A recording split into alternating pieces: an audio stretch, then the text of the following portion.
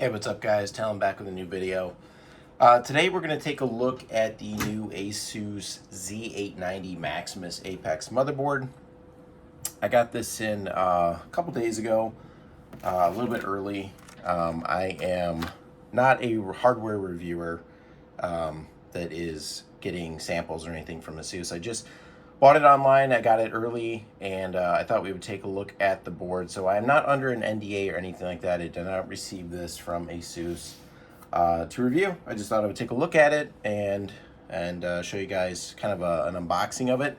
I have already opened it, but I haven't really pulled anything out of its plastic or really gone through what's actually in there. I just made sure that the motherboard basically looked like it was in pretty good shape. Nothing got destroyed during shipment. So this is what the box is going to look like. You can obviously see this online. Pretty standard packaging. I actually prefer the way the Z790, the OG white Apex board, the box it looked. I mean, it's just a box, but I felt like they kind of started to almost cheap it down and make it look a little bit more like your standard box. After that box, I felt like that Z790 original Apex board box looked really, really cool. So we'll go ahead, we'll take a look at this. We're going to open this up. We'll go through a little bit of the specs on it. You can read it all online, but we'll kind of take a look here and look at the stuff. So you open it up, it's going to have some information here about the new M.2 Q release for the NVMe drives. So they're basically going for a very toolless design here entirely. Then you got the M.2 Q slide, which again, toolless design, and it allows you to secure that M.2 once you get it in. So not only is the cover, but also the way you secure the M.2 to the board is going to be toolless as well. Then you've got the M.2 Q latch, and then they've got this new Q release Slim, which again is kind of a building and implementation like extension of the quick release that they used on the previous generation, where you push that button and it would allow you to release the graphics card without having to get down there. Because the cards are getting so big, it's getting more difficult to get your finger down there and release that PCI Express lock, and people are breaking them. So they've come up with this new solution where I guess you rock the card forward. You can kind of see that in the illustration. The hand kind of shows it, but you're going to rock the card forward, and I guess that's going to then release the graphics card from the slot without having to push any buttons or anything like that. I am going to use a very old Asus GTX 980 Ti. I love this card. This was the first high-end card I ever purchased. To demonstrate that, just real briefly. So I got that set over there up to the side. I did pick up some, this is the only stuff that you can actually buy on the internet right now. This is the Crucial DDR5 6400 CU DIMMs.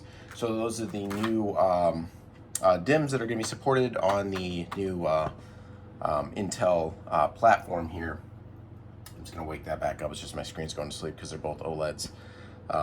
So I am using the Asus ROG G14. Here in the background, just driving my screen here.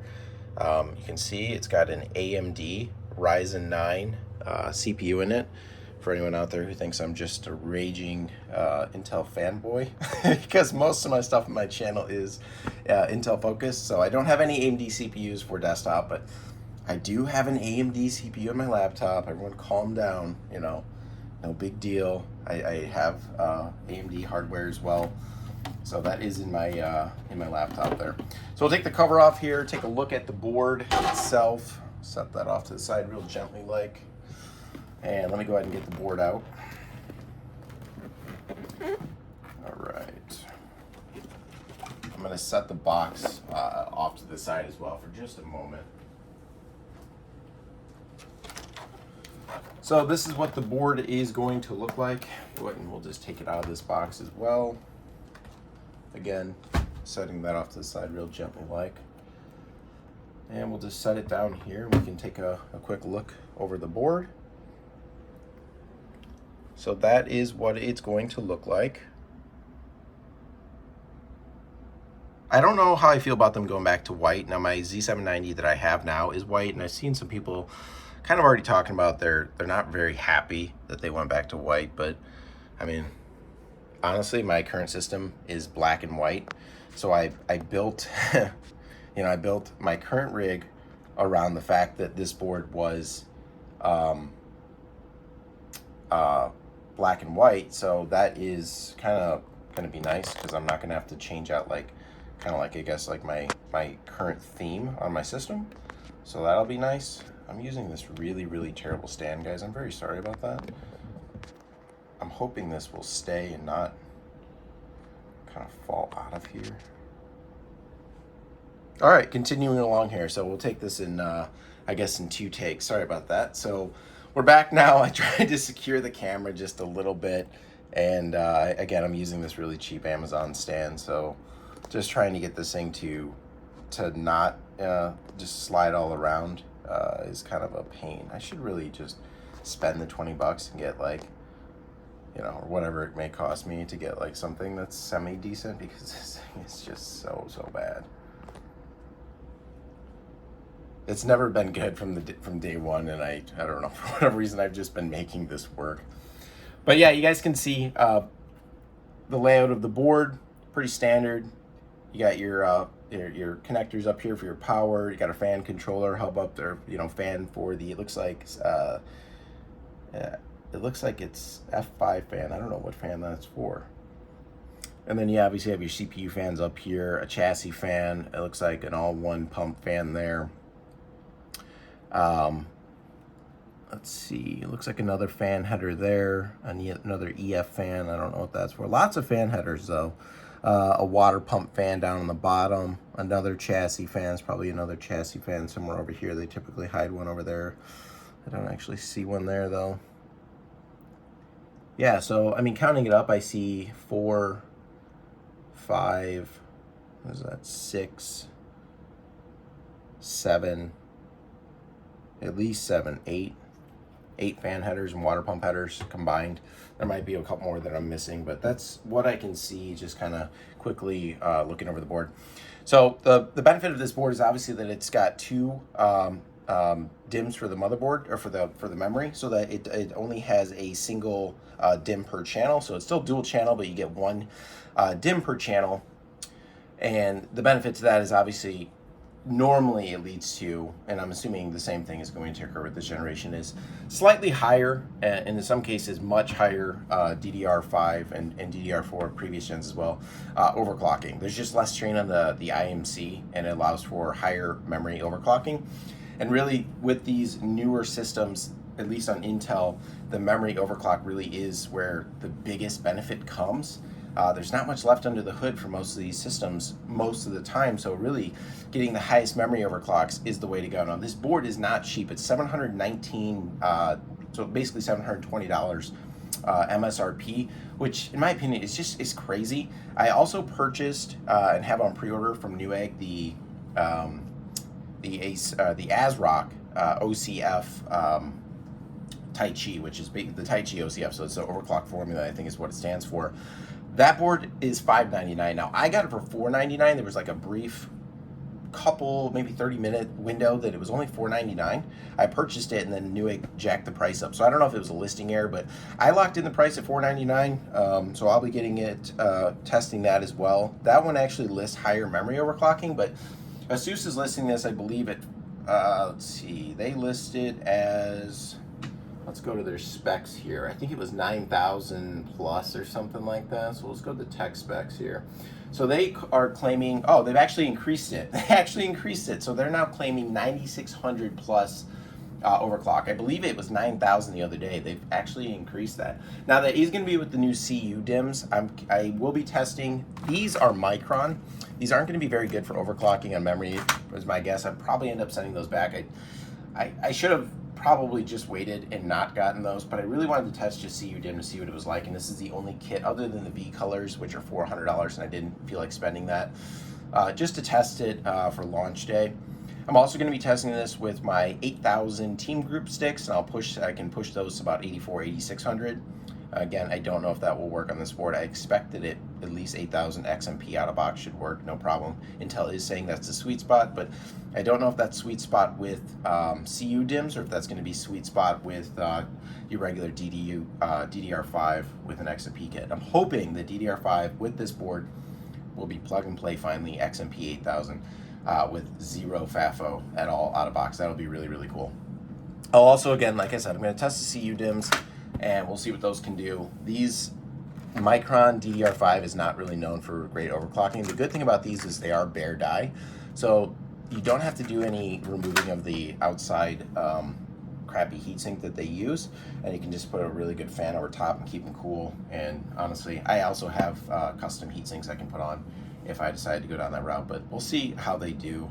They are 6400, very slow cast latency of 52, but 1.1 volt. So we'll put 1.435 volts through them. That's probably going to be the limit if the PMIC is locked. If it's unlocked, we won't be able to go high above that, but keeping that cool typically becomes very difficult. So again, and they may not scale. They may not go very far. We'll see how far we can push them. The other thing, you know, the Asus board, they're continuing that tradition. Even though we've had the coolers out for a while, you guys can see that double slotted hole, and that's for LGA 1200 and 1700, and also I guess in this case 1851. So that means your cooler that you had for 1200 and 1700 is going to still be compatible, and all of the brands have basically come out and claimed compatibility. Apparently the height of the new CPU sits about 1 millimeter higher, but it doesn't affect the ability to use your old coolers. They will still all be compatible. As far as I haven't come across a brand that isn't compatible. A little bit higher, but you'll still get, that's fine. It'll still tension down to proper contact and won't cause any damage, and you'll get good cooling. There is reports that the hotspot is a little bit further north up here on the CPU, just because now they're using tiled design, and that's where the hottest point is on the CPU. I don't think that's going to be a big issue. There are some companies that are selling, I guess, offset kits to slightly move the center of the heat, you know, the cold plate on the coolers a little bit further north to complement that. You're getting maybe 5 degrees Celsius cooler temps. I don't think it's going to be an issue, so yeah, I'm not too concerned about that. And then you're probably wondering, if you don't know, what this slot is here. This is not a memory slot, though it looks like one. I think it's based kind of on the same design. It's Asus's custom DIMM.2, and they use that to put an actual physical card, which I will show you guys into that slot. So that is the motherboard as a whole.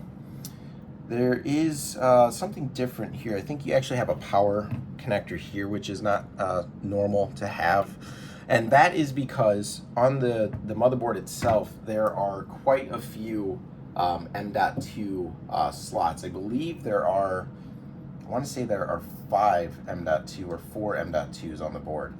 Yeah, there's 4 M.2s on the board, I believe. And they can all be powered and used at the same time. Now, of course, you're going to have, if you do that, you're going to get bifurcation of the PCI Express slots. So you have your PCI Express. Both of these are PCI 5.0 16 slots.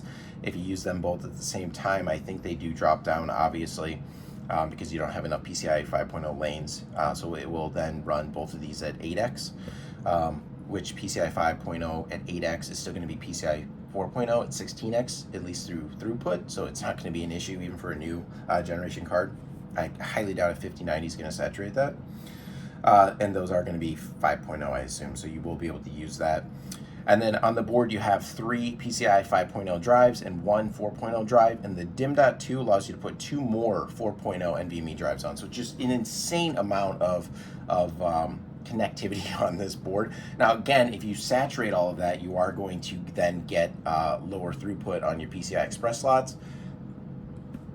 If you really want to know, you can go through their bifurcation table on their website and look at what you need to populate and in what order, because different population of different slots will then change how much throughput you get on each of those slots. So keep it in mind. But the key thing here, the key takeaway is that with Z890, you can now use your 16x 5.0 slot and a 5.0 for running at 4x and get both full speed on both, and then you could do your 4.0 drives or whatever you want, and you won't lose any throughput on any of the slots. It only becomes a player when you start to populate everything, and then it starts to run slightly slower speeds. But again, even if you're running 5.0 at 8x, you're going to have more than enough throughput that it's not going to be an issue. Even if you're still on Z790, there are no 5.0 cards out yet, like video cards, right? But as soon as those come out, even if that runs at 8x and you still put a 5.0 NVMe, you're going to be fine. There's more than enough bandwidth there that you're not going to, I bet you don't lose a single percentage. So it's not a big deal.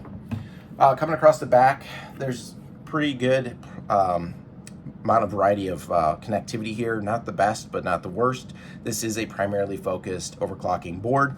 But you have your traditional BIOS flashback, clear CMOS, couple USB 2.0s it looks like, and then your 3.0s. These look like they run at 10G and 5G on those. 2 Thunderbolt 4, and they do support now on this board DisplayPort out. So you actually do have the ability to use your iGPU on this Apex board, which is very cool to see. This looks like it's a USB-C, 20G, 5G Ethernet LAN. So that's an increase from the 2.5. I would have loved to see 10 here or even 2 Ethernet ports, but really you don't need them. It looks like a toolless or screwless Wi-Fi 7, which is nice to see, and looks like your SPDIF, I guess if you want to use that for audio. I'm assuming that's what that's for. I don't use that. And then you have your regular audio out. Pretty good audio on board. I'm not sure what it is, but I'm sure that it's very good audio. And then of course on the board itself, you have all these safe boot switches, your connections to check voltages. It has a built-in code reader there, so you can get your boot codes if you have any issues. It has the safe boot button. I believe it's probably got a clear CMOS on here as well, maybe on the front. If not, you can probably use the jumper. And then obviously it has a flex key and a physical start button on the board itself, so you don't have to have this in a case. You can just push the button there, because some people do build outside of cases for these particular types of builds. So you have that on there. And then all kinds of stuff on the bottom as well. Again, you can read the manual and what that stuff's for. Most of this time, I'm not using any of this stuff that they have, but it is cool to see they have all these options on here. So that's the board in a nutshell. Let's take a look really quickly. We'll take a look at some of the other stuff that this came with. I'm trying to put this back in. All right. Okay, so what else do they have in the box for us in terms of goodies here?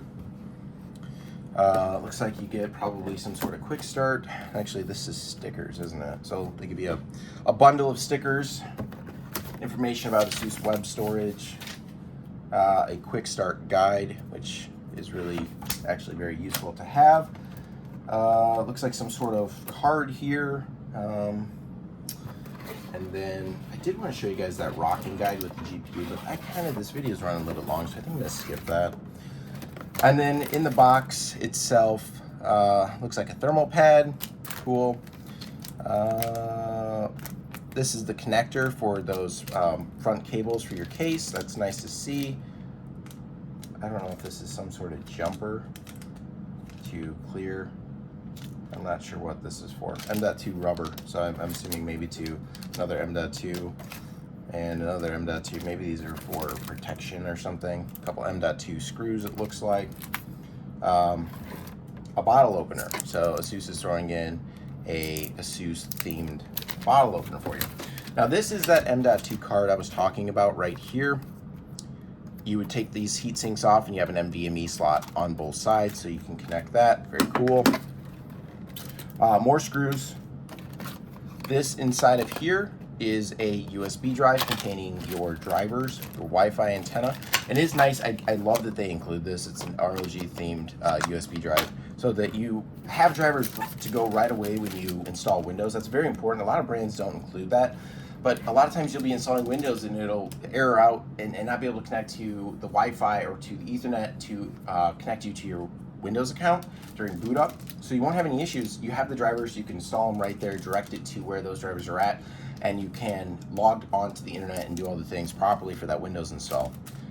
I'm not sure what this, I think this has to do with that new NVMe thing. It's like a clip, another rubber here. So I'm not sure what that clip does exactly off the top of my head.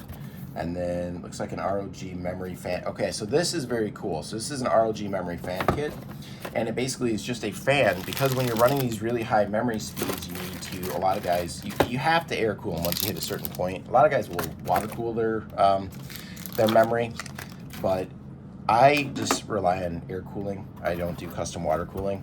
So it is very cool they do that. And I have my own fan that I use, but I like that they are including that in the box as well. So you're good to go on that. Now I was gonna show you guys that rocking motion of the new GPU, but I think maybe I'll save that for the next video. So that's pretty much it, guys. That's the unboxing of the ROG Z890 Apex. I did have to do that just kind of in 2 takes there. I'll put those 2 takes together in a quick video, and I will upload this.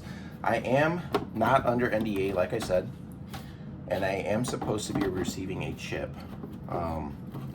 tomorrow, so that will be Monday, October 21st. I should have a Aeroleg chip coming in, and I'm going to do some testing for you guys. I'll do a small review of the chip that I'm receiving, and get you guys some performance. We'll go through the BIOS and all that stuff. Hopefully I will get it, and it gets here tomorrow, and I will be able to do that testing for you and get some information out there about some tuning and some preliminary figures. And yeah, it'll be before review date or embargo date, so that will be kind of nice for anyone who's interested in that. Again, I'm not under an NDA. I didn't sign one. I purchased this stuff myself, and yeah, I'll be getting a review out to you as soon as I can. Hope you guys enjoyed the video. I will catch you in the next one. Wednesday, October 21st, 2015.